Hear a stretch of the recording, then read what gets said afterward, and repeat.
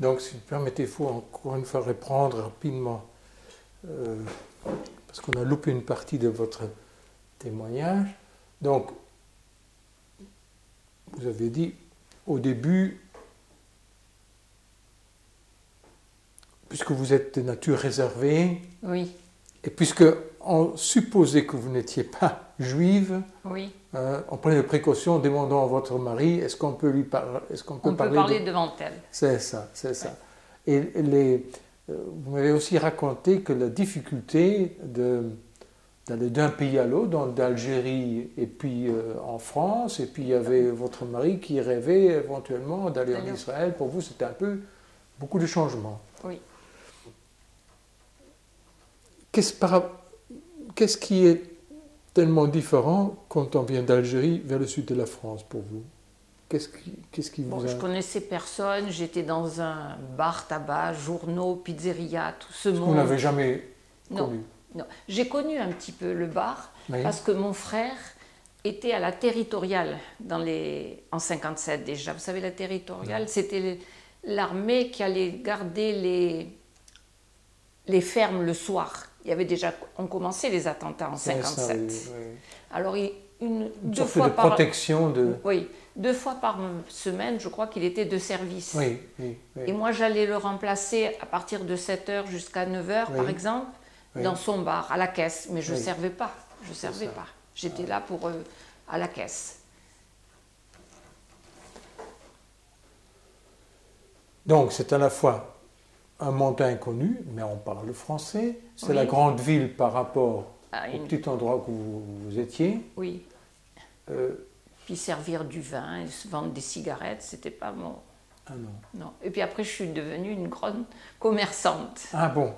J'aimais bien le commerce. C'est ça, le contact avec les gens. Les contacts. Je ne parlais pas beaucoup. Hein. Tout le monde disait ah, mon mari, ta femme est un peu sauvage, elle ne parle pas assez. Et moi, je n'étais pas habituée à aller boire comme certaines serveuses. Je n'aimais pas ça. Ah, donc il faut presque boire avec eux pour... On m'invitait à boire, je disais non, merci. Moi, je regardais plutôt les journaux parce que souvent, on achetait un journal quotidien et on mettait un autre dedans qui coûtait beaucoup plus cher. Ah, oui. Il y avait des enfants qui se bourraient les pantalons avec les bandes dessinées aussi. Ah, oui. Alors ça, c'était... D'ailleurs, tout le monde lui disait, ta femme, elle a plus l'œil que toi. Hein. Elle a le pied sur terre. Oui. Elle fait attention. Elle ne perd pas la tête. Non. Et votre mari qui a voulu aller habiter en Israël, oui. Vous lui avez dit c'est un peu trop comme changement. Non, il a compris que... Et puis aussi, je crois qu'il m'a laissé prendre la décision parce que sa sœur, elle lui a dit « Pourquoi tu vas partir? Tu vas me laisser. » Ils sont une sœur et un frère. Et ils sont toujours ensemble et pour les fêtes et tout. Alors je crois qu'il ne pouvait pas laisser sa sœur. Ah oui, d'accord. Donc il y avait des liens familiaux qu'il ne pouvait pas négliger. Et moi, c'était pareil, je ne voulais pas partir. Et donc vous avez dit aussi, pour l'éducation de vos enfants, il y avait votre mère qui était là? Ma mère était là pour les amener à l'école, pour s'occuper de... Mais les devoirs, j'ai toujours eu des personnes qui venaient leur faire les devoirs et tout, parce que je n'avais pas le temps. Ils allaient à l'école laïque? Laïque, oui. Pas dans une école? Tout le monde a été à l'école laïque. Et puis l'éducation que vous leur avez donnée, c'est une éducation traditionnaliste laïque? Laïque, oui. C'est ça. Oui. Donc, mes 3 enfants ont eu le bac. Ma fille après est partie en Israël où elle a fait des études pour d'art. Oui. Et puis d'histoire. Elle est forte, elle, en histoire, elle nous raconte chaque fois, elle nous sort des livres, elle parle beaucoup. Vous savez qu'elle a fait un livre aussi. Elle a écrit un livre. Non, je ne connais que votre fille, que par téléphone. Là, on va la peut-être voir tout à l'heure. Mais attendez, je peux me lever 2 secondes, je vais vous montrer. Oui. Voilà la couverture de son livre. Il y a eu la foire du livre. Oui. Elle travaille à l'ambassade d'Israël. Ah, d'accord. Ah, mais tiens, je vais dire cela. C'est probablement elle qui a réalisé ce que qu'a voulu faire votre mari. C'est ce qu'il lui a dit. Il lui a dit. Elle est partie à 17 ans. Elle avait fait une année de médecine. Oui. Et ça ne lui avait pas plu. Les amphithéâtres, ça ne lui avait pas plu. Alors elle lui a dit, je pars en Israël. Alors il a dit, tu pars en Israël, mais je t'accompagne. Elle avait été passer des vacances et elle ne voulait plus rentrer. Elle lui a dit, non, je reste, papa, envoie-moi mes diplômes et je reste. Alors il lui a dit, non, tu rentres et moi, je viendrai t'accompagner et faire les démarches. Et c'est ce qu'elle a fait.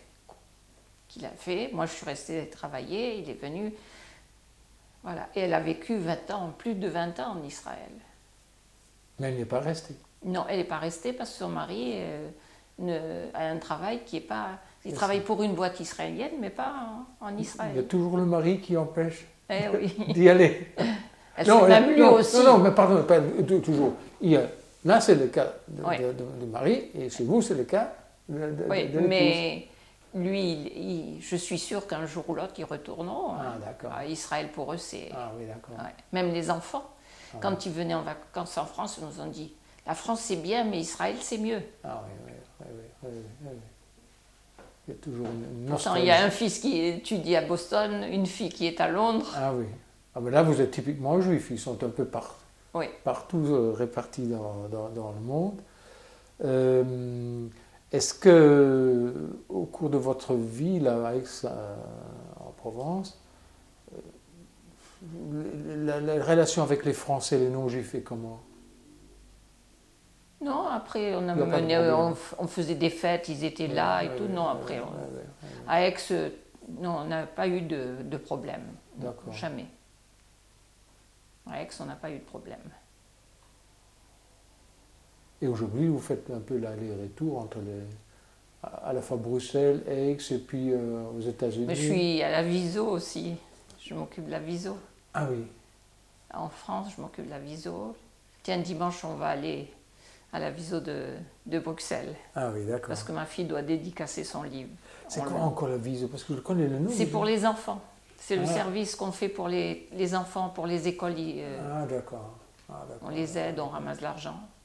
Vous savez, toutes les institutions, c'est pour ramasser de l'argent pour Israël. On est nébrite aussi, frère, les enfants de l'Alliance. Et le KKL aussi. Le KKL, c'est ça. l'agent juive, les bonds aussi, on fait partie des bonds.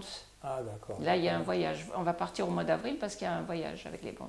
Quand vous êtes avec votre mari, vous évoquez parfois des souvenirs de votre shtetl arabe là? Non, on ne parle plus de ça. Non? Mon mari n'a pas parti à 17 ans. Lui... Oui, enfin, l'enfance, parfois, c'est très on limité. raconte à nos amis, des fois, on nous demande comment tu étais, tout ça, puis ça s'arrête là. Ah oui. Il y a parfois encore une nostalgie de cette époque-là. Non, mon mari disait, et ma fille, mes enfants voudraient connaître Témouchen. Toujours, ils nous disent, il faudrait aller en Algérie. Mais moi, j'ai peur. Moi, je dis, je ne retournerai pas. Ah, la situation est un peu... Moi, je ne retournerai pas parce qu'il y a papa qui est enterré là-bas. Oui. Et je sais qu'avec les tombes, les Arabes ont tout démoli. Je dis, et voir ma maison non plus, ça ne m'intéresse plus maintenant.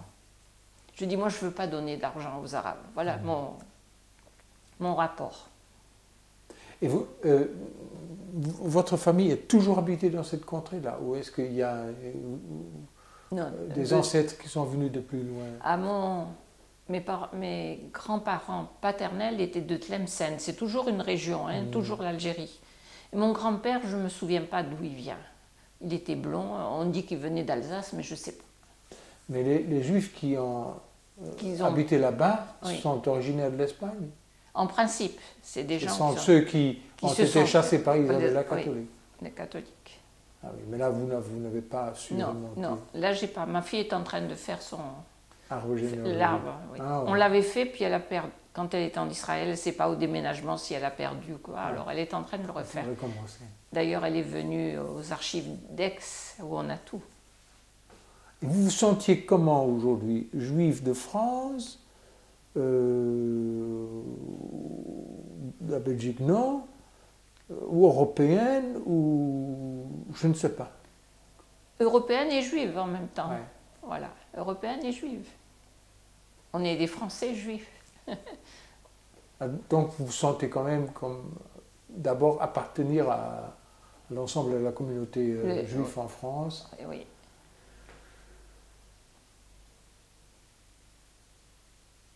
Bon, écoutez, merci. Voilà. C'est intéressant. Merci. Donc, on En avait 40, dit... Oui. oui, maman faisait... Mon frère allait dans les camps américains chercher leur linge et elle leur lavait et elle leur repassait. Oui. Et des fois, on a trouvé dans leurs vêtements des bagues, des belles bagues et tout. Et on rapportait toujours. Mon frère rapportait. Alors, on nous donnait des boîtes entières de chewing-gum, du pain. Non, c'est ça la civilisation américaine qui a commencé par là. Les Américains nous récompensaient. Pour moi, ce qui reste le plus...